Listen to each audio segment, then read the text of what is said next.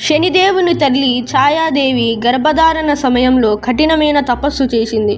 అందువల్ల శనిదేవుడు అపారమైన శక్తులతో నల్లటి చర్మంతో జన్మించాడు. అయితే అతని తండ్రి సూర్యుడు అతని రూపాన్ని చూసి పుత్రుడిగా అంగీకరించలేకపోయాడు. తన శక్తులతో కర్మాన్ని సైతం నియంత్రించే సామర్థ్యాన్ని సంపాదించాడు. హిందూ మత విశ్వాసాల ప్రకారం ప్రతి కర్మకు ఒక ఫలితం ఉంటుంది. మంచి కర్మలకు మంచి ఫలితాలు, చెడు కర్మలకు చెడు ఫలితాలు వస్తాయి.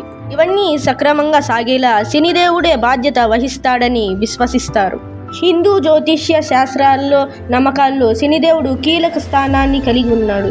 నవగ్రహాల్లో అతి ముఖ్యమైన వాడిగా పూజించబడే ఈ శనీశ్వరుడిని న్యాయదేవుడు, కర్మదాత అని కూడా పిలుస్తూ ఉంటారు. శనిదేవుని సాధారణంగా కఠినమైన నల్లని రూపంతో నూనె పూసిన శరీరంతో చిత్రీకరిస్తారు. ఆయన కాకి లేదా రాబందును ప్రధాన వాహనంగా కలిగి ఉన్నప్పటికీ గాడిద, గేదె, నల్ల గుర్రాలతో కూడిన రథం, సింహం, నక్క వంటి అనేక ఇతర వాహనాలతో సంబంధం కలిగి ఉంటాడు.